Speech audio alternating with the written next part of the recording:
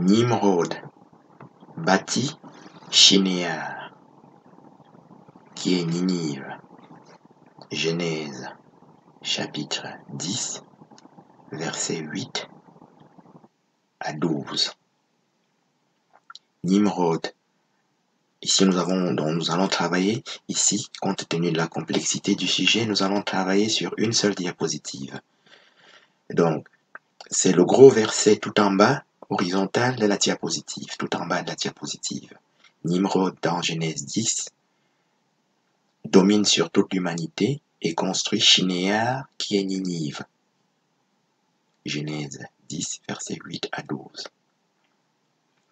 Nous tentons ici d'ouvrir le mystère Babylone et le mystère Jérusalem, qui sont les deux principaux mystères des 33 mystères de la Bible.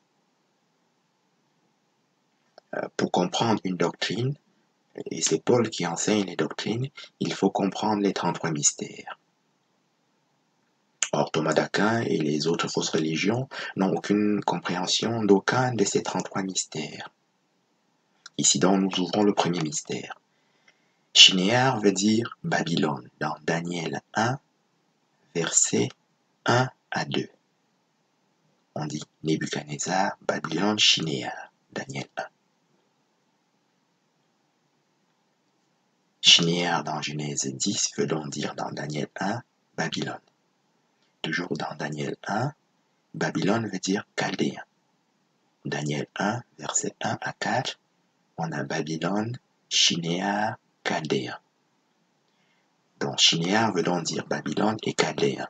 C'est le deuxième verset à gauche de la diapositive, oblique.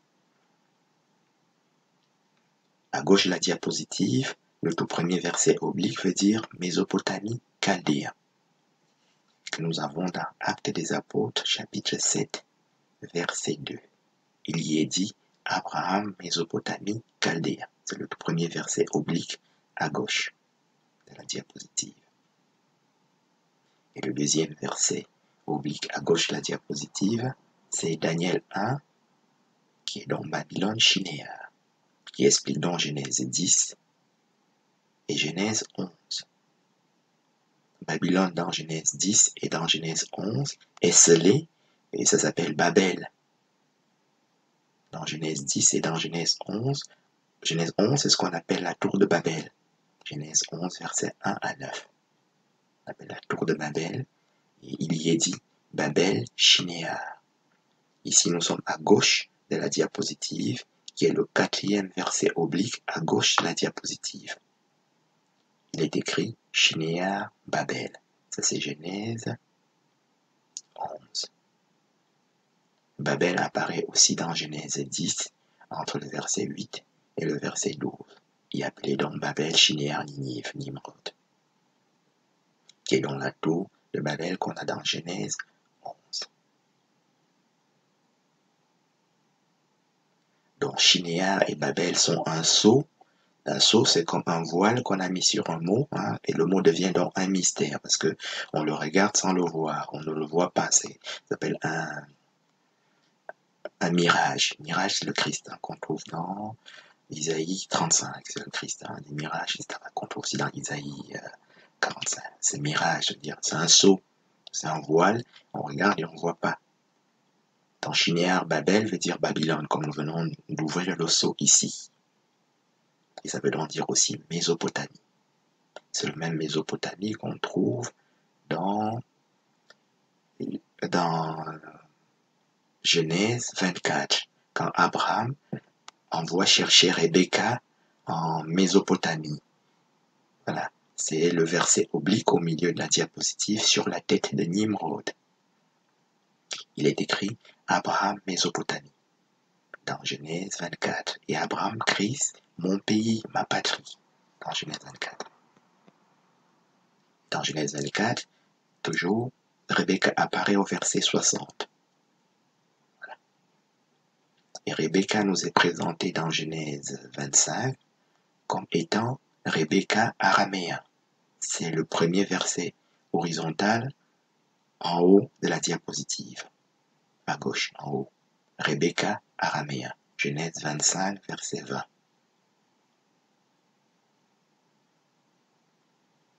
Jacob nous est présenté dans Genèse 28, verset 5, comme Jacob araméen.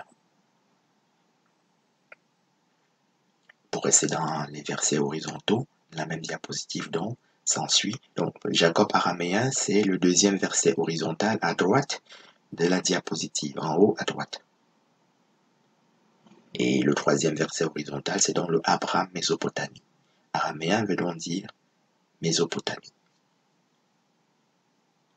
Donc, araméen apparaît dans Genèse 20, 24, Genèse 25, verset 20, et dans Genèse 28, verset 5.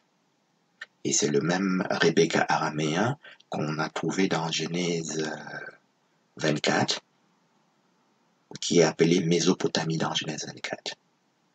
Donc Mésopotamie veut dire araméen, et nous avons vu précédemment que Mésopotamie voulait dire chaldéen et Babylone Shinéar, voilà, qui est la même chose que Ninive.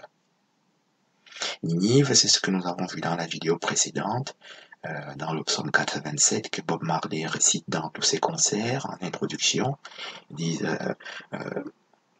His foundations is on the holy mountains, glorious city of God.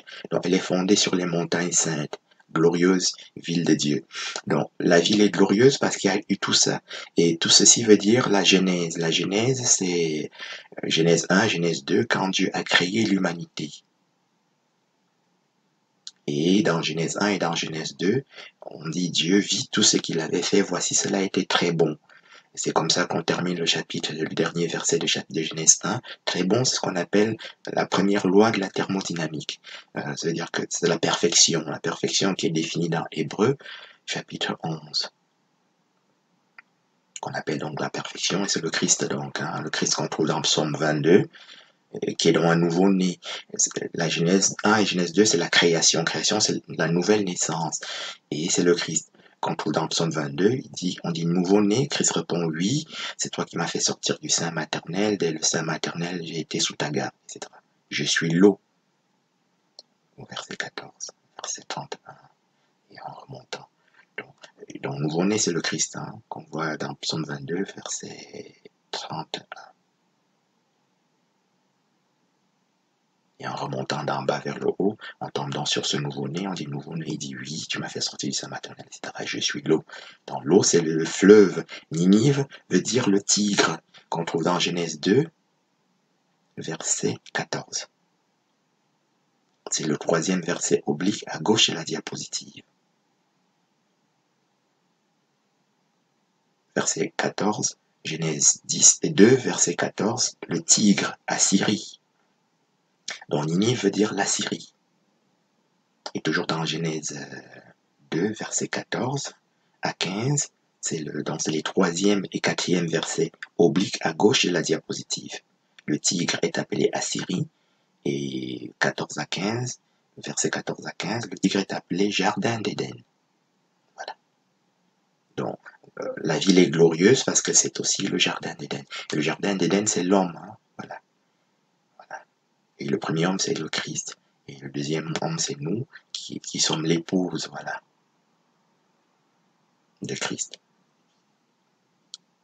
Nommément appelée épouse dans Apocalypse 21, verset 9 à 22. On dit, viens, je te présenterai, c'est Christ qui a dit, qui présente son épouse, viens, je te présenterai l'épouse de l'agneau, la femme de l'agneau. Apocalypse 21, verset 9. Qu'on appelle noces de l'agneau dans Apocalypse 19, verset 7 à 11. Verset 7 à 9. C'est les noces de l'agneau, donc. Toujours dans Genèse 2, on appelle ça noces de l'agneau. Le dernier verset du chapitre dit, l'homme et la femme étaient tous de nus et ils n'en avaient pas honte. C'est ça qu'on appelle noces de l'agneau. Voilà. Donc, Ninive veut donc dire le tigre et ça veut dire Assyrie. Ninive veut dire le tigre littéralement, aussi dans Isaïe 37, verset 37. On dit Ninive, Assyrie. Et toujours dans Isaïe 37, verset 12, la Syrie s'appelle Éden, jardin d'Éden, le même jardin d'Éden au verset 12. Dans Isaïe 37, on dit Ninive, verset 37, Isaïe 37, verset 37, on dit Ninive, Assyrie. Toujours dans Isaïe 37, mais le verset 12, en remontant donc, on a Ninive qui est Éden, qui est dans le jardin d'Éden. C'est le premier verset oblique à gauche de la diapositive et le deuxième verset oblique à gauche de la diapositive. Respectivement, ils disent Ninive, Assyrie et Éden, Assyrie. Et c'est Isaïe 37. En restant toujours à gauche, le troisième verset, ce sera celui qu'on a déjà vu, Babylone, Chaldéen. C'est le troisième verset oblique à droite. Nous sommes à droite, je ne sais pas si j'ai dit à droite. Donc c'est droite donc. Le troisième verset oblique à droite. Le premier verset oblique à droite dit Ninive, Assyrie. Le deuxième verset oblique à droite de la diapositive dit Éden, Assyrie. Et le troisième verset oblique à droite de la diapositive dit Babylone, Chaldéen. Et le quatrième dit Shinéar, Babel.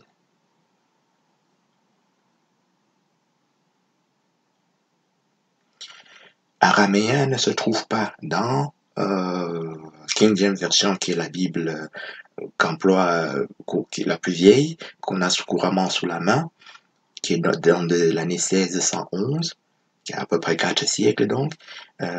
Le mot araméen n'y apparaît pas, mais il est remplacé par syrien.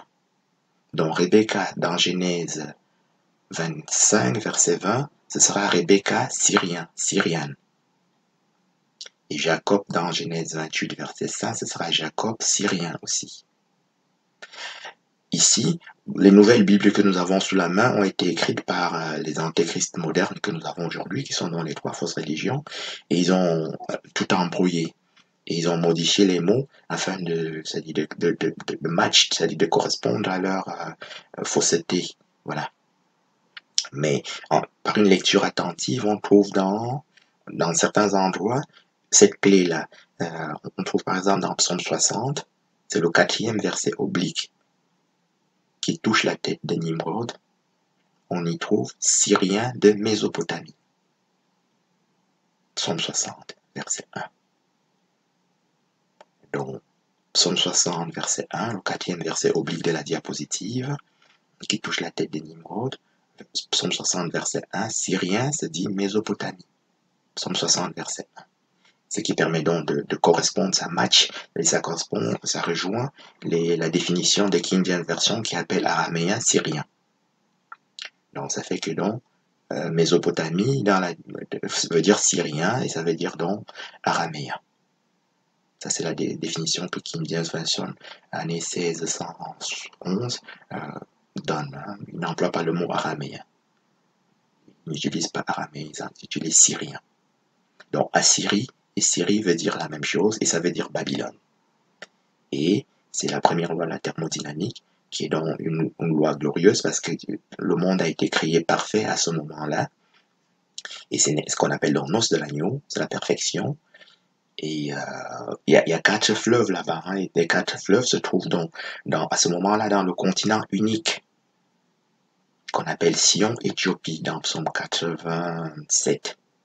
Et dans Sophonie 3, il est dit Sion, Jérusalem, Jérusalem, Sion, Israël, Israël, Éthiopie, Sion, Sion. Sophonie 3, versets 10, 14 et 16. La même chose d'ailleurs dans Isaïe 18, versets 1 à 7, où il est dit Éthiopie, Sion, du verset 1 au verset 7. Qui est donc glorieux en cela que ça correspond à la perfection de Dieu, qu'on appelle la première loi de la thermodynamique.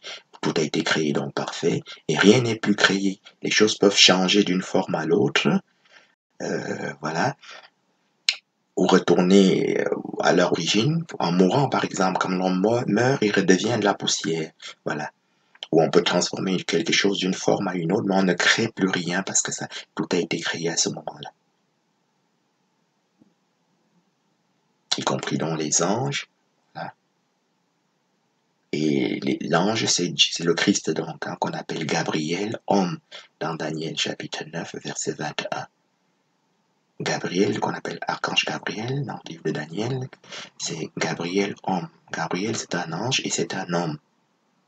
Et c'est le même archange qu'on trouve dans le livre de Tobie, il est appelé archange Raphaël. Il est aussi appelé homme. Je suis un ange homme. Dans le livre de Tobie, chapitre 2, vers chapitre 7, etc. et suivant. On a étudié ça dans la dernière vidéo. Donc, l'archange Raphaël, dans le livre de Tobie, il est défini comme homme, enfant d'Israël. L'archange Raphaël, votre frère, notre frère, donc, il est notre frère, voilà. Il n'est pas seulement un homme comme ça, que les fausses religions vont transformer en disant que Dieu est trop grand, Dieu est trop petit, et envoyer tout le monde. Non, il est un homme, et il est notre frère, c'est-à-dire que notre frère à nous donc, hein. Voilà. Il est 3 fois homme, donc il est homme, notre frère, et enfant d'Israël, ça veut dire qu'il est 3 fois homme, hein. Quelqu'un ne vient pas dire que Dieu est trop grand, qu'il est trop petit, ou qu'il est trop large, que... Non. L'ange Raphaël, qui est dans le même ange Gabriel, dans Daniel, et qui est encore même le même ange Michael, toujours dans le livre de Daniel, chapitre 12, versets 1 à 4, c'est toujours encore le Christ. Voilà. Daniel 12, versets 1 à 4, on dit grand chef défenseur, Michael, voilà, qui apporte la connaissance. La connaissance, c'est le Christ, Daniel 12. Le Christ qu'on appelle la sagesse habitait sur la terre, et puis s'est enfui parce que les hommes étaient méchants.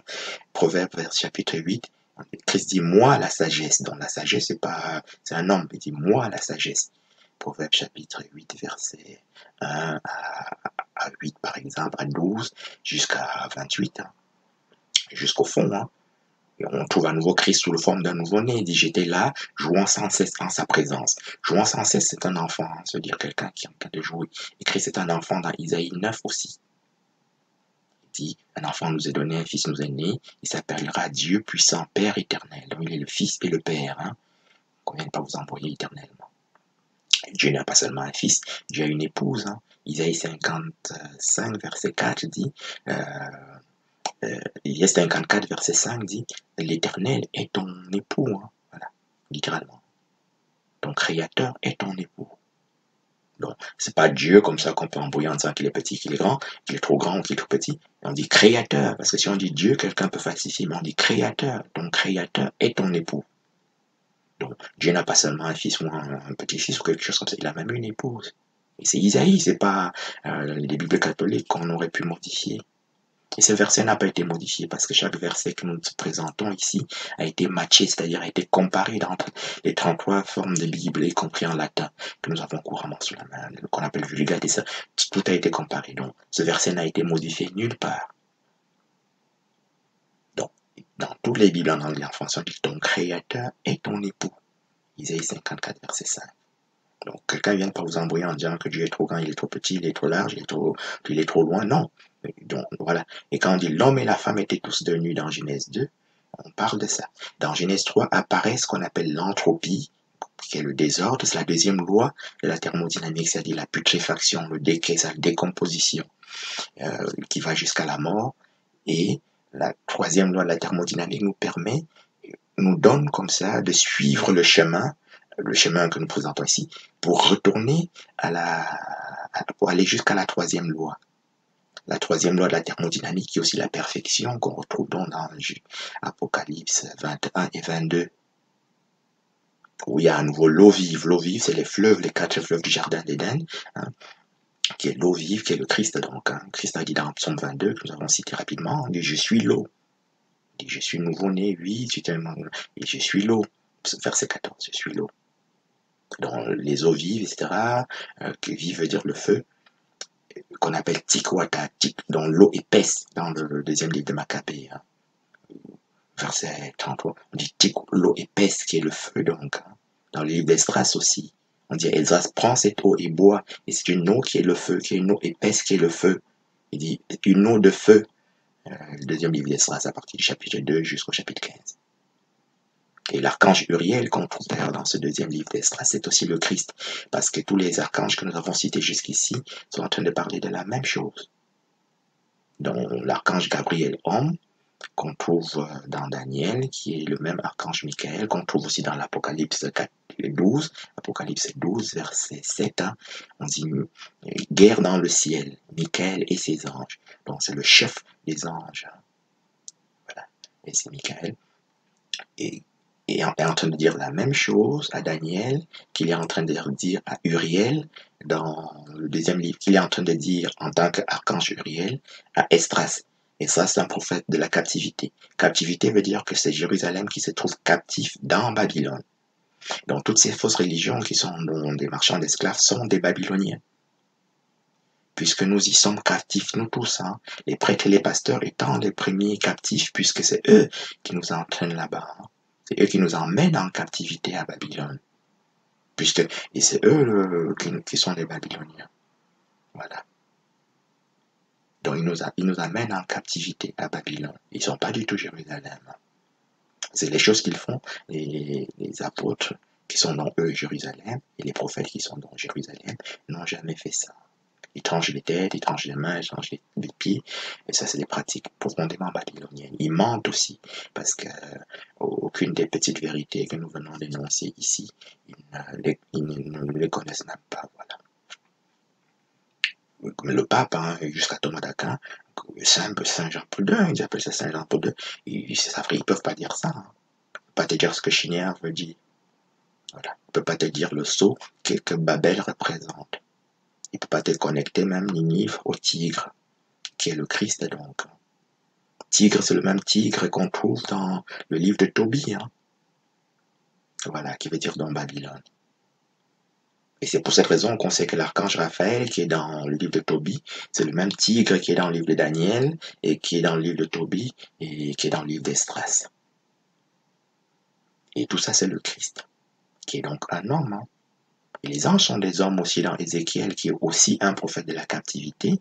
Il décrit le chérubin, Ézéchiel chapitre 10, verset 14, il dit chérubin, homme, chérubin, lion, chérubin, aigle. Voilà. Donc un chérubin, c'est un homme qui a 4 composantes et qui est aussi un veau qu'on trouve dans Apocalypse 4, verset 4 à 8. Donc il y a un homme sur le trône qui a une pierre noire de jaspe et de sardoine. Hein. Ce qu'on appelle pierre noire dans la Bible, c'est le Christ qui est sur le trône. Le trône qu'il a reçu du Père dans Daniel 7. Il y est appelé Fils de l'homme.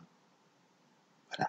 Donc, Daniel 7, Dieu est sur le trône, et dans Daniel 7, verset 9, il y a un trône de feu, et Christ arrive, il était sur terre avec son épouse qui est nous, et il arrive à partir du verset 13.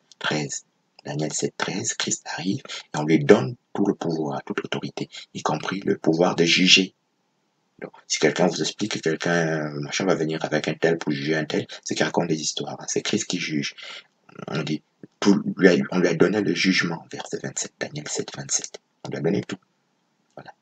Daniel 7, verset 9 à 13 jusqu'à 27. Fils de l'homme. C'est le même fils de l'homme dans le deuxième livre d'Esdras. Hein. Il est appelé fils de Dieu d'ailleurs. Deuxième livre d'Esdras, chapitre 2, verset 47. Fils de l'homme, fils de Dieu. Et dans le livre de Tobie, il est appelé aussi fils de Dieu. Hein. Il dit, je suis Azarias, fils du grand Anani. Grand Anani veut dire Dieu. Donc c'est un ange qui n'est pas seulement un frère et un homme, il est aussi un fils. Il dit fils du grand Anani. On dit Raphaël, fils du grand Anani. Donc c'est Raphaël, l'archange Raphaël, homme, Raphaël, notre frère, Raphaël, enfant d'Israël, Raphaël, fils. Et qui est donc l'archange Gabriel, qui est donc l'archange Michael. Donc les anges ne sont pas des esprits purs, ni des 9 cœurs d'ange, ni des autorités de domination, non. Un ange n'est pas une domination. Un ange, c'est un nouveau-né, voilà, qu'on appelle nouvelle naissance. Christ dit quelque part dans l'Écriture que celui qui veut être grand doit être le plus petit. Voilà. Et le petit veut dire le serviteur. Je suis au milieu de vous comme celui qui sert. Et la vache, c'est l'image du serviteur. Et ça, qu'on trouve dans les iconographies égyptiennes, une vache qui a une couronne, qui a plusieurs couronnes même. C'est le Christ. Couronne dans toute la Bible, c'est le Christ. Aucun antéchrist n'a de couronne. Hein. Qui dort là Homer, dans Genèse 14, qui est l'antéchrist du temps d'Abraham, n'a pas de couronne. Et même avant cela, le pharaon d'Égypte dans Genèse 12, que Abraham renverse. Hein. Quand tu es Jérusalem, tu as autorité pour renverser Babylone. Abraham sort de Babylone dans Genèse 12, verset 1, et au verset 12, toujours de Genèse 12, il offre un holocauste, il devient un prêtre, un prophète. Hein. Abraham m'a appelé dans Genèse 20 prophète. Abraham prophète dans Genèse 20. Et quand il renverse le troisième antéchrist dedans, donc le premier antéchrist c'est Pharaon qu'il renverse dans Genèse 12, le deuxième antéchrist c'est Kedorlaomer, hein, qui est un usurier, il fait pratique de l'usure dans Genèse 14, il pratique de l'usure et de l'esclavage, il capture les hommes, hein, il a capturé Lot, Kedorlaomer, Genèse 14. Il a capturé Lot et toute la famille de Lot et tout le village de Lot. Hein. Lot était un très légitime, comme Abraham, hein, il a capturé tout le monde. Hein. C'est ça que les antéchrists font jusqu'à aujourd'hui. Hein. Voilà. Donc, Babylone veut dire marchand d'esclaves. Donc, hein, comme ça, dans Genèse, littéralement, dans Apocalypse 18, verset 13. Babylone, marchand d'esclaves, marchand d'âmes, marchand d'esclaves. Dans Exode 21, verset 16 aussi, la même chose. Ils volent, hein, sont des voleurs d'hommes, comme nous allons le voir ici, avec les Kedorlaomer dans Genèse 14, qui est l'antéchrist, le deuxième antéchrist du temps d'Abraham. Et dans 1 Timothée 1, verset 7 à 10, on dit kidnappeurs, on dit aussi les voleurs d'hommes, les voleurs d'hommes. 1 Timothée 1, verset 7 à 10, ce sont les kidnappeurs, les voleurs d'hommes. Babylone, ça c'est une courte compréhension de l'antéchrist. C'est ça un antéchrist, c'est comme ça que ça se définit. C'est les trois définitions les plus courtes de l'antéchrist, qu'on appelle œuvre abominable dans Tite, chapitre 1, verset 16 à verset 16. Suivant. Tite, chapitre 1. On dit œuvre abominable. Et l'Écriture dit vous les reconnaîtrez à leurs œuvres. Les paroles, ça ne sert à rien, parce qu'ils racontent des histoires dans le mot. Mais les œuvres sont manifestes. Une œuvre, tu montres un enfant, il reconnaît que ça c'est un antéchrist.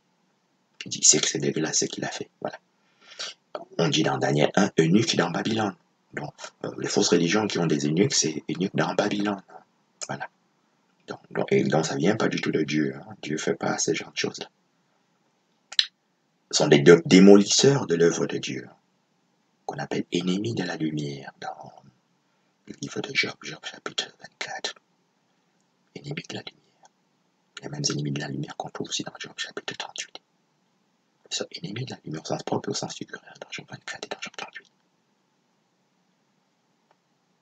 Et ils démolissent, donc, ils combattent l'œuvre de Dieu, des fils du diable, ennemis de la vérité, dans Actes des Apôtres 13, verset 10. Dans le livre de Timothée aussi, on dit ils opposent la vérité, c'est-à-dire qu'ils sont en opposition, ils combattent la vérité. Voilà. Dans 2 Timothée 3. Jeannès et Jambres, qui sont les faux prophètes de Pharaon, ils sont en train de combattre Moïse, ils combattent la vérité. Dans Actes des Apôtres, chapitre 5, on dit ne courez pas le risque d'avoir combattu Dieu, etc. Pour sortir des stress. Donc, initiation à l'angiologie, donc, un ange, Gabriel, c'est un Gabriel homme. Donc, si quelqu'un a vu Gabriel quelque part et qui vous le décrit autrement qu'un homme qui est dans le Christ, c'est qu'il ment, c'est qu'il ne l'a pas vu et qu'il ment. Et Michael, l'archange Michael, c'est aussi un homme. L'archange Raphaël, c'est encore un homme. La sagesse a habité sur la terre. On trouve ça dans le livre de Baruch, chapitre 3. Baruch 3, verset 1 à 33. La sagesse à 38 même, jusqu'à 1 à 38. La sagesse a habité sur la terre, au milieu des hommes, etc. C'est pour ça que bon, les hommes savaient construire les pyramides à cette époque-là. Et nous avons reçu, comme nous enseignons ça bientôt, comment se construisent ces choses-là. Voilà.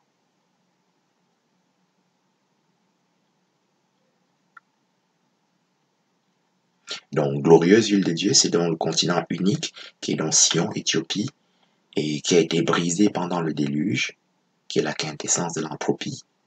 J'ai lu le déluge, c'est dans Genèse chapitre 6 du temps de Noé, Genèse chapitre 6 jusqu'à Genèse chapitre 9, qui nous est présenté par Noé. Et dans Genèse 7, verset 10 et suivant, 11, on dit les sources de l'abîme ont explosé. Source de l'abîme, c'est le Christ, parce que c'est le même source de l'abîme qu'on trouve dans Proverbe 8 que nous venons de citer comme Christ sagesse, qui dit moi la sagesse. Et dans verset 8, il dit les sources de l'abîme ont explosé. Verset 28, il dit, quand il fixa les nuages dans les cieux et que les sources de l'abîme jaillirent avec force veut dire exploser. Proverbe 28. Proverbe chapitre 8, verset 28. Donc, Proverbe chapitre 8, Christ s'y présente comme moi la sagesse, dont la sagesse c'est le Christ. Et verset 28, etc., il dit, les sources de l'abîme ont jailli, ont explosé. Donc, le déluge, c'est une explosion du firmament, qui est le nuage dans les cieux, qu'on trouve dans Job chapitre 26. Le firmament il est défini comme un nuage qui porte l'eau. L'eau, c'est le 7e océan qui est au-dessus du firmament, appelé dans Genèse 1, la mer des cieux, les eaux d'au-dessus. Et c'est le Christ. Donc, dans le déluge, il y a une explosion de la fondation. La fondation, c'est l'eau sur laquelle la terre est posée. Dans Psaume 136, on dit « posa la terre sur les eaux ». Dans Psaume 24 aussi, la terre est posée sur les eaux, sur les océans. Et les océans eux-mêmes sont posés sur ce qu'on appelle les montagnes des mers. Plaques tectoniques, c'est toujours le Christ qu'on trouve dans Psaume 46, Psaume 29 et Psaume 68. Il y a une triple explosion de la fondation, c'est-à-dire de la terre, le Christ qui porte la terre, et du firmament qui est aussi le Christ, appelé colonne d'ici et le ciel ailleurs, et des plaques tectoniques qui couvrent le 6e océan, qui est l'océan invisible. Le 7e océan et le 6e océan nous sont invisibles. On ne peut les voir que par les clés que je vous donne ici. L'entropie est donc majeure à ce moment-là, donc toute la terre est explosée, et selon la prière que David a faite anticipativement avant la fondation du monde en Psaume 60, il dit, tu as déchiré la terre, tu as ébranlé la terre, tu l'as déchirée, repars ses brèches car elle chancelle. Psaume 60 que nous avons vu ici, en appelant Syrie, Mésopotamie, au verset 1. Donc, la terre a explosé, et Dieu l'a reconstituée dans Genèse 9 toujours, et puis l'homme est à nouveau retourné dans l'entropie, et la terre s'est déchirée, a commencé ce qu'on appelle aujourd'hui le mot la dérive des continents, est décrite dans Genèse 11, verset 9, 10 et suivant. 10 et suivant. On dit Pélec, c'est de son temps que la terre fut partagée. Donc, au moment de la tour de Babel, Dieu a déchiré la terre à cet endroit-là, parce que le monde était retourné à nouveau dans l'entropie, dans une entropie importante. Donc, la terre s'est séparée, et on a eu ce qu'on appelle aujourd'hui la dérive des continents. Mais la fondation reste toujours l'Afrique, donc, qu'on appelle Éthiopie-Sion. Qu'on appelle les fondées sur les montagnes. Donc, cette montagne-là, c'est les montagnes des mers, qui est toujours le Christ. Montagne des mers dont nous avons parlé dans Psaume 46, 68, Psaume 68 et Psaume 29. Qu'on appelle plaque tectonique. On ne connaît pas, on n'a pas vraiment ça parce que c'est une plaque tectonique. Ça glisse pas, ça explose, mais ça glisse pas.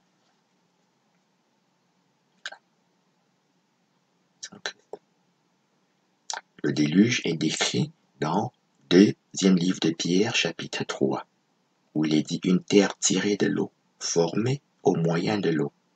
Et par ces choses, le monde d'alors périt, submergé par les eaux. Ça, c'est la version française. En anglais, ils disent deluged. Le monde d'alors périt, délugé, c'est-à-dire noyé par les eaux. Donc la terre est exactement le même élément moléculaire que l'eau.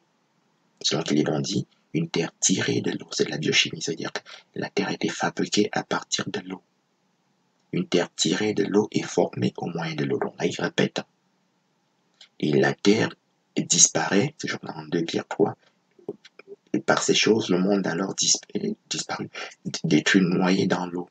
Et l'eau, c'est le feu que nous avons déjà vu dans le deuxième livre de Maccabée, et dans chapitre 1, verset 33, et dans le deuxième livre d'Esdras. Donc, Esdras prend de l'eau de feu, l'eau épaisse, et il la boit, et ça devient, et c'est du feu. La parole de Dieu, c'est l'eau, qui est le Christ, qui est le feu. Apocalypse 19, qu'on appelle les noces de l'agneau tout à l'heure, verset 11, on dit son nom est la parole de Dieu, c'est le Christ, qui est le juge. Parce que c'est une religion qui dit c'est un tel qui va venir juger, etc. Non, c'est Christ qui est le juge. Il a été le juge, premièrement, dans Daniel.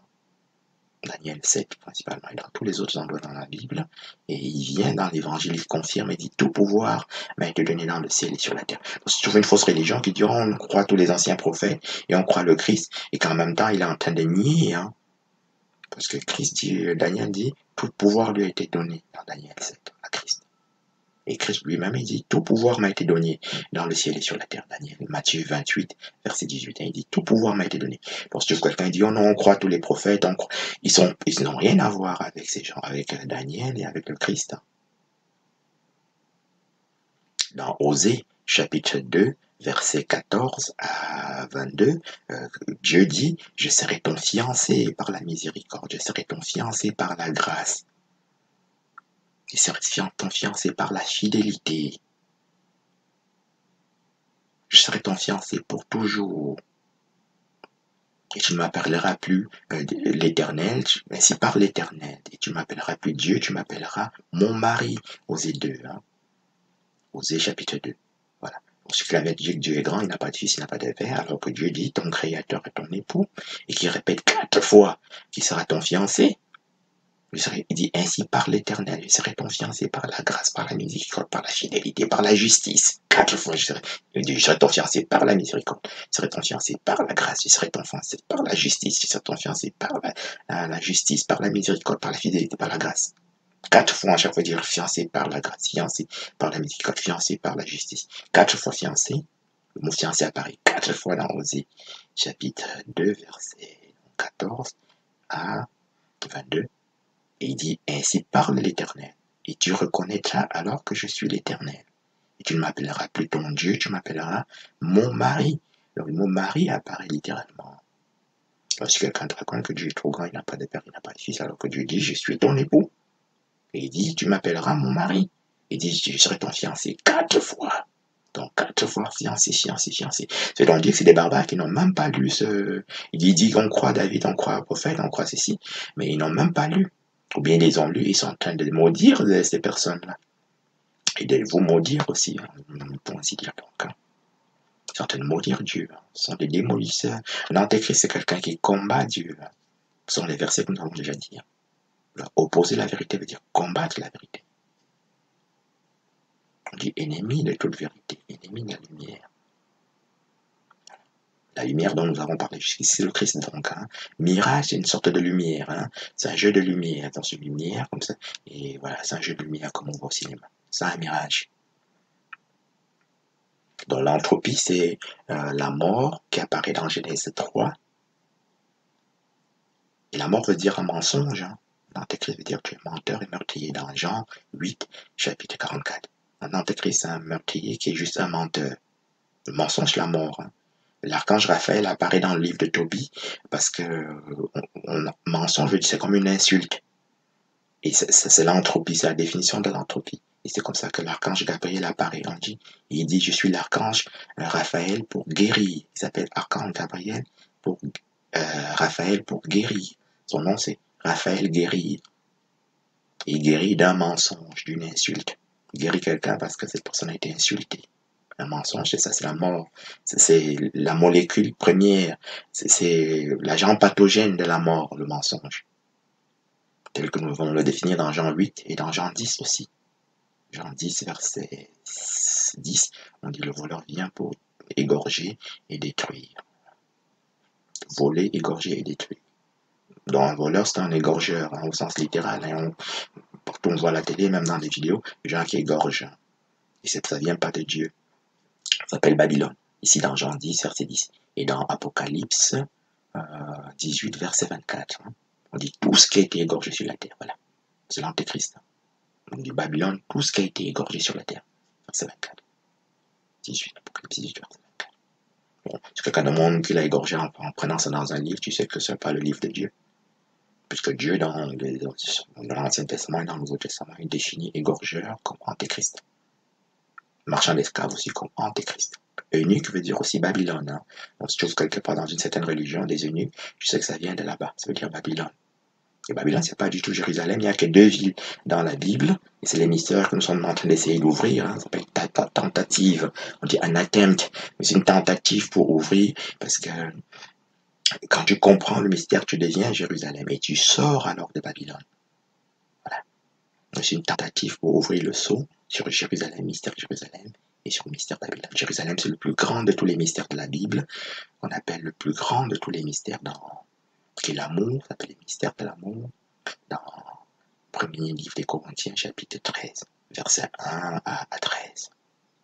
On dit le plus grand de tous les mystères, qui est la plus grande de toutes les sciences, qui permet de transporter les montagnes. C'est la sagesse, c'est la vérité, et c'est le Christ. On trouve aussi dans Éphésiens 5, verset 33. On appelle l'épouse grand mystère. Bon, c'est le plus grand de tous les mystères, mais tant que nous sommes en captivité à Babylone, les instruments qui nous environnent sont tels que nous ne pouvons pas accéder à la vérité, ni à la connaissance de la vérité, ni à la sagesse. C'est pour ça que, de manière provisoire, nous devons comprendre que le mystère Babylone est beaucoup plus important pour nous. À ce moment, celui qui comprend Babylone sait ce qu'il sait et il sort de là. Donc, Babylone est le plus grand des mystères pour nous puisque nous sommes en captivité et que les références et les choses que nous voyons autour de nous sont toutes babyloniennes. C'est pour ça qu'il faut donc comprendre Babylone premièrement. Et pour revenir à la diapositive, Babylone veut donc dire Shinéar, Ninive, le tigre. Veut dire aussi Mésopotamie, veut dire Chaldéen, et veut dire Assyrie, veut dire Syrie. Et c'est toujours le jardin d'Éden. Donc ça a beau être Babylone, c'est dans le jardin d'Éden. Parce que Jérusalem se trouve dans le jardin d'Éden. Et c'est Rebecca qui donne naissance à Babylone et à Jérusalem. Rebecca, dans Genèse 25, donne naissance à Jacob, qui lui est Israël. Jacob sera transformé en Israël dans Genèse 35, verset 10. Et confirmé dans plusieurs autres endroits encore. Donc Jacob veut dire Israël, qui veut dire Jérusalem. Sion, Jérusalem, Jérusalem, Sion, Israël, Israël. Éthiopie, Sion, Sion, dans Sophonie 3 et dans Isaïe 18. Donc Rebecca, qui est dans la belle-fille d'Abraham, qu'Abraham a envoyé chercher en Mésopotamie, elle épouse Isaac, fils d'Abraham, qui donne naissance aux petits-fils d'Abraham, les deux petits-fils d'Abraham qui sont Jacob et Ésaü. Ésaü, Nérou, naître roux, dans Genèse 25, verset 25. Nérou veut dire que tu es né blanc, qu'on appelle caucasien. Alors, les gens ne voient pas très bien ce que c'est, mais le travail de l'accouchement, qu'on appelle le travail, c'est l'œuvre la plus grave, douloureuse de la Bible, hein, dans Genèse 3. On dit tu enfanteras dans la douleur. Donc, la douleur la plus importante dans la Bible, qu'on trouve même dans Psaume 48, hein, oui, même dans Isaïe et dans Jérémie, partout. On dit que trembler comme une femme, avoir mal comme une femme qui enfante. C'est ça qu'on dit toujours ça dans la Bible. Donc c'est vraiment, ça fait très très mal, selon la définition de la Bible en tout cas. Mais le travail pour le bébé, un bébé qui naît est écrasé dans le canal pelvien pendant 12 heures. Donc l'accouchement dure 12 heures, hein, qu'on a pris part la première fois 12 heures, et les autres fois ça dure 9 heures.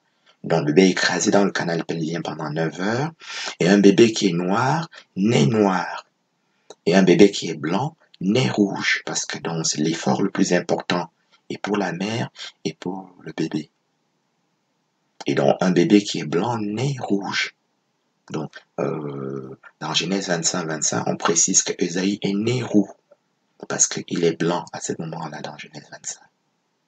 C'est la première occurrence d'un bébé blanc dans la Bible, parce qu'il est roux.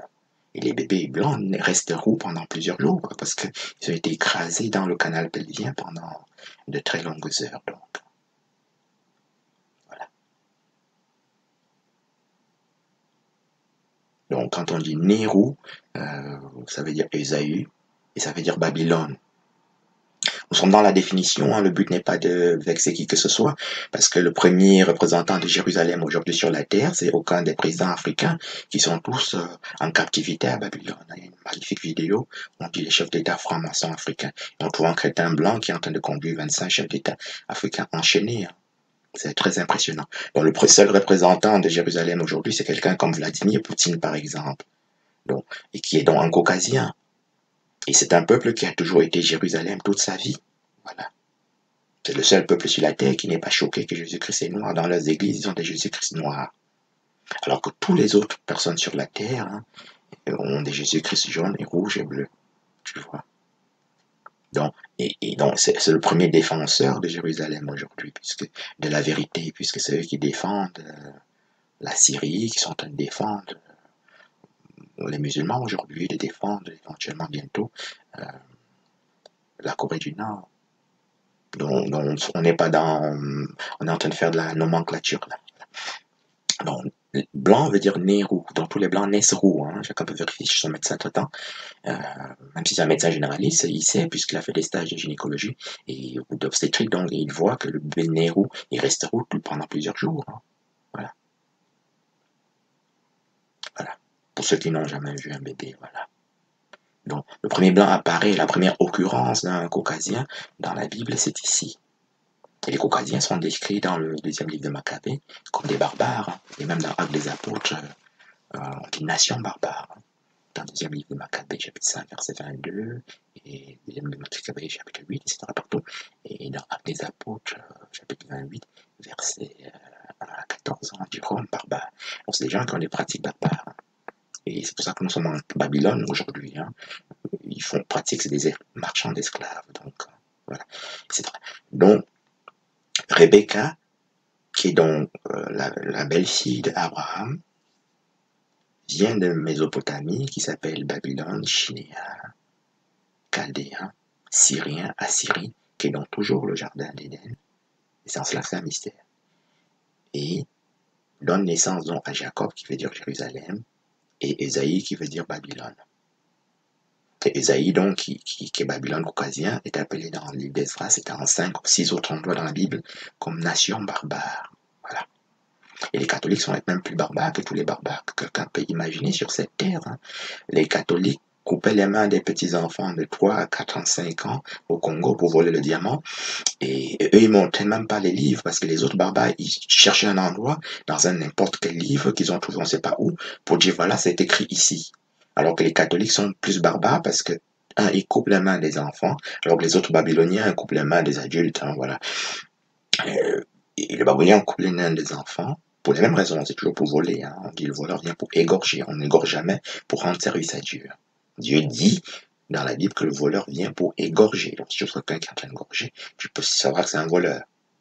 Selon la définition de Jean 10, Jean 10, verset 10 et Apocalypse 18, verset 24.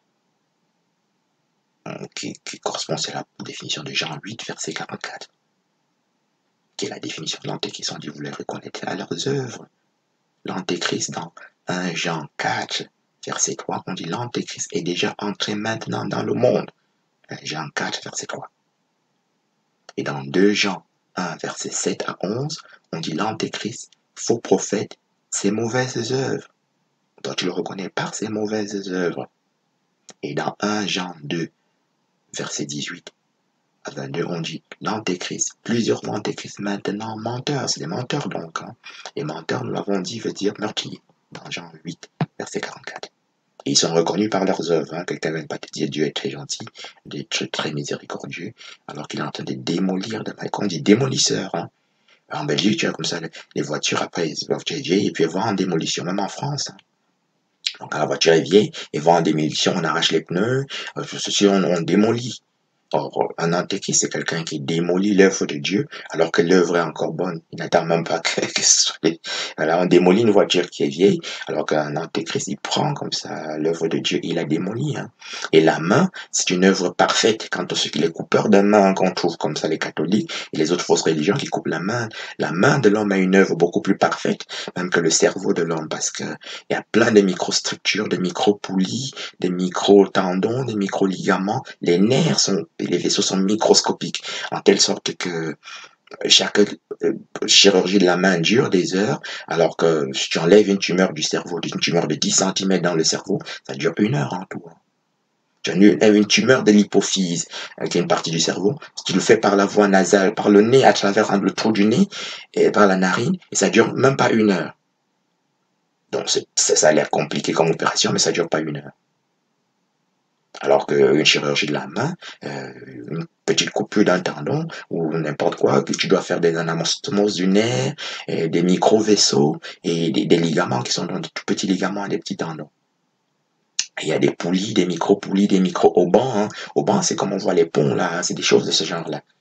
Donc, un antéchrist, il sait que c'est l'œuvre la même plus parfaite de Dieu parce qu'elle est microscopique du début jusqu'à la fin et qu'il y a une fonctionnalité qui est parfaite. Hein. La fonction, quand la main bouge, les mains des petits-enfants, quand tu vois un petit enfant bouger la main, c'est là que tu comprends bien la perfection de l'anatomie et de la fonctionnalité de la main. Parce que les enfants, ils arrivent à faire des abductions, bouger les mains de manière très importante. Alors que la main d'un adulte, c'est déjà un peu raide. Voilà. Et c'est toujours encore très parfait. Il faut restaurer cette fonction-là. C'est pour ça que la chirurgie de la main, qui est une chirurgie très très sophistiquée, dure des heures parce que il faut restaurer une fonction qui est très importante. Alors que la chirurgie du cerveau ou du cœur, où tu fais un triple pontage coronarien, ça dure 1 heure. Hein. Voilà. Tu fais des valves de l'aorte, ça dure 1 heure. Hein. Voilà.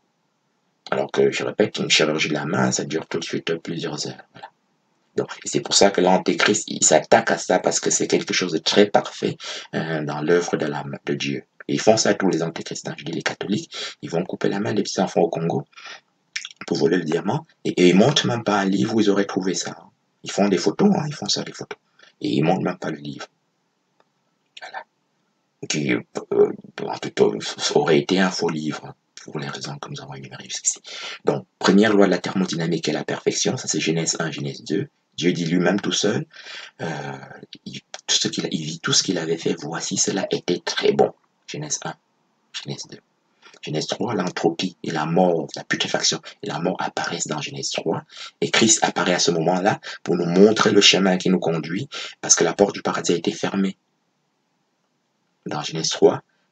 Et on doit suivre dans le chemin pour aller dans les eaux vives qui se trouvent dans Apocalypse 21 et 22, qui est à nouveau le Christ. Apocalypse 22, verset 15, verset 12, jusqu'à 21, Christ dit, je suis le rejeton de la postérité de David. Il dit qu'il est le fils de David. C'est le même fils de David qu'on a trouvé dans Matthieu 1, verset 1 à 17. Christ, fils de David, fils d'Abraham. Donc l'eau vive, c'est le Christ qui est donc fils de David. Étoile brillante du matin. Hein. Une étoile, c'est un ange. Hein. Bien. Et dans Apocalypse 5, verset 5, on dit, dans l'agneau qui a été immolé, il y a un agneau sur le trône. Le trône veut dire que tu as une couronne et que tu es un roi. Donc l'agneau, fils de David à nouveau. Dans l'Apocalypse 5, verset 5, qu'on appelle lion de la tribu de Juda. Un lion, c'est un chérubin, comme nous l'avons vu dans Ézéchiel, chapitre 10, verset 14. C'est écrit littéralement chérubin, homme, chérubin, lion, chérubin, aigle. Donc les lions, les aigles que vous voyez comme ça, avec une couronne dans l'égyptologie, c'est un chérubin. Hein. Toujours dans Ézéchiel 10, verset 20, on reprécise ce que je viens de dire ici. Et Ézéchiel 10 explique en fait Ézéchiel 1 qu'on ne peut pas comprendre, sauf à partir de tout ce que nous avons dit ici. Les chérubins sont du charbon. Hein. Donc les anges, les faux anges, les faux mandaquins, qui ont des yeux bleus et des choses comme ça, c'est la fumisterie. Hein. Ézéchiel 1, verset 7, on dit chérubin ressemblait à de l'airain. L'airain, c'est du bronze. Hein. Voilà. On appelle en Belgique, quand on insulte un noir, on dit le bronzé. Hein. Moi, jamais insulté en France parce que quand je suis arrivé, j'étais déjà médecin. Et quand j'étais étudiant là-bas, quand j'étais on dit le bronzé, tu vois.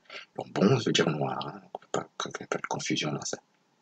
Donc, chérubin ressemblait à l'airain. Ézéchiel 1, verset 7. Airain veut dire le bronze. Ézéchiel 1, toujours chapitre 1, verset 13, on dit chérubin, charbon.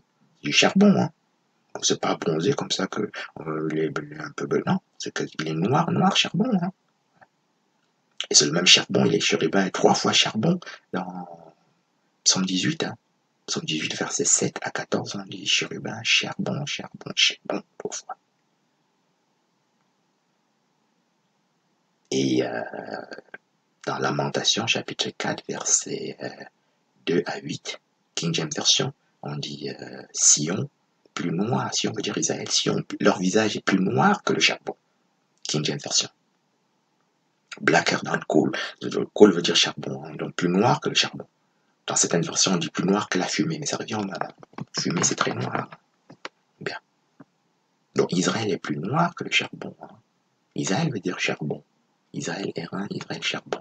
On a travaillé ça dans la vidéo précédente. Donc, dans Apocalypse 21 et 22, chapitre 21, chapitre 22, on retrouve à nouveau les eaux vives, qui est l'eau de vie, qui est le Christ, et la perfection, c'est-à-dire une perfection secondaire.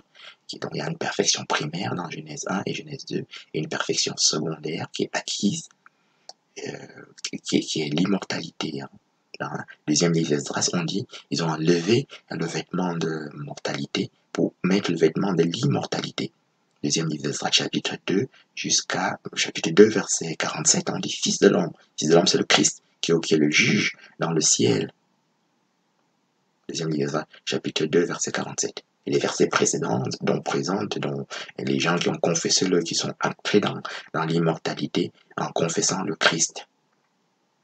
Cette immortalité est décrite dans Colossiens chapitre 2, versets 14 à 15. On dit qu'il a détruit la mort, il a anéanti la mort, il a aboli la mort. Colossiens chapitre 2, versets 14 à 15. Dans Hébreux chapitre 2 aussi. Hébreux chapitre 2, on dit qu'il a anéanti la mort. Et dans 2 Timothée 1, verset 10, je crois. Donc, Hébreux chapitre 2, versets 14 à 15. Il a anéanti la mort, il a détruit la mort, il a aboli la mort. Et dans 2 Timothée 1, chapitre 2, deuxième livre de Timothée, chapitre 1, verset 10, on dit à nouveau, il a anéanti la mort, il a aboli, il a annulé la mort. C'est le Christ. Ça, c'est la tentative pour ouvrir le mystère de Babylone et le mystère de Jérusalem, qui sont les deux des plus grands des 33 mystères, deux plus grands des 33 mystères de la Bible. Je serai ton fiancé par la miséricorde, et ça, c'est ce qu'on appelle le mystère de la miséricorde. Dans Romains 11. Tu serais ton fiancé par la grâce, le mystère de la grâce. Donc les gens qui disent que Dieu n'a pas de fils, n'a pas d'amour, ils sont en train d'annuler les plus grands des mystères de Dieu. Ça veut dire c'est d'une violence que tu ne peux pas imaginer. Parce que tu ne peux pas t'approcher de Dieu en détruisant même le moindre des mystères. Puis il dit, on l'a dit dans les versets, je serai ton fiancé par la grâce. Ça s'appelle le mystère de la grâce. Dans Romains chapitre 11 aussi. Fidélité veut dire la vérité, qui est définie dans le plus grand des mystères. Le mystère de l'amour dans 1 Corinthiens 13, c'est la vérité. Je serai ton fiancé par la fidélité. Fidélité veut dire vérité. Voilà quelques mystères qui ont été étudiés ici.